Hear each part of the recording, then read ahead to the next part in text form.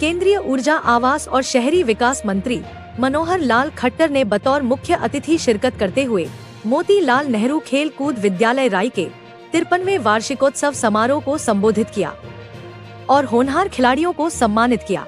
इस दौरान मंत्री ने अरावली पहाड़ियों पर कांग्रेस के बयानों पर चुटकी ली और बांग्लादेश विषय पर बोलते हुए कहा कि वह पाकिस्तान की तरह आतंकवादी गतिविधियों को आगे बढ़ा रहा है। हरियाणा सरकार भी संज्ञान ले रही है। इस दौरान विद्यार्थियों द्वारा घुड़सवारी का शानदार प्रदर्शन किया गया। मौके पर कई करतब तो काफी रोमांच भरे रहे।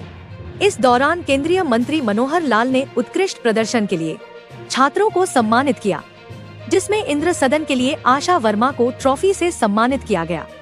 वरिष्ठ वर्ग में वरुण सदन को खेल ट्रॉफी व सांस्कृतिक ट्रॉफी प्रदान की। विद्यालय में सर्वश्रेष्ठ प्रदर्शन के लिए सोनाली अहलावत को राज्यपाल पदक से सम्मानित किया गया। इस दौरान मंत्री ने अरावली पहाड़ियों पर कांग्रेस के बयानों पर चुटकी ली और बांग्लादेश विषय पर बोलते हुए कहा कि वह पाकिस्तान की तरह आतंकवादी गतिविधियों को आगे बढ़ा रहा है। हरियाणा सरकार भी संज्ञान ले रही है।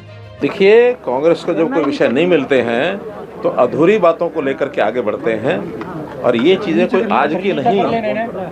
ये सन 2006 में भी जब कांग्रेस की सरकार थी तब भी यही नॉर्म्स तय किए गए थे। केवल उन नॉर्म्स में कुछ ढिलाई लोगों ने बरती, उसको दोबारा से सख्ती से लागू करने के लिए सुप्रीम कोर्ट ने जो कहा है, जो कमेटी ने कहा है, उसी को आगे बढ़ाएंगे। किसी प्रकार का कोई अरावली को खतरा नहीं है। जो अरावली दिल्ली के आसपास है वहाँ सारे खनन प्रतिबंधित है, वहाँ किसी प्रकार का कोई नुकसान नहीं होता, पेड़ नहीं कटते हैं। केवल दूर दराज से जहाँ खनन को लेकर के और बड़ी बड़ी पहाड़ियों में खनन किया जा रहा था इलीगली, उसको इलीगल खनन ना हो, इसलिए उन्होंने कुछ नॉर्म्स बनाए हैं। केवल कांग्रेस तो जब विषय नहीं होता उस प्रकार के विषयों को उघार करके बाहर निकलते हैं। कभी किसी एक विषय पर चढ़ते हैं, कभी दूसरे पर चढ़ते हैं, और जब उसकी चर्चा कराई जाती है तो चर्चा में से भागते हैं। SIR की इन्होंने बात की, वोटों के रिवीजन की बात की, वो पार्लियामेंट में भाग गए। हरियाणा सरकार ने अब उसमें पेश किया अपना प्रस्ताव, उसमें से वो भाग गए। इसलिए जिस विषय पर उनके पास जवाब नहीं होता उसमें भाग जाते हैं, नए नए विषय खड़े करते हैं। जब उसको जवाब देने की बारी आती है उसमें सुनते नहीं, फिर भाग जाते हैं।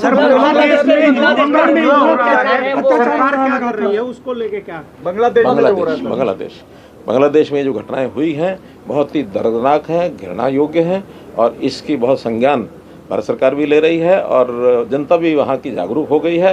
निश्चित रूप से इसका बांग्लादेश को पश्चाताप करना पड़ेगा, इसका कोई ना कोई जवाब देना पड़ेगा, वरना ये चीज़ें बहुत ज़्यादा बांग्लादेश के विरुद्ध एक वातावरण बनाएंगी, जिसमें से आज जो पाकिस्तान का हाल है वही हाल बांग्लादेश का होने वाला है।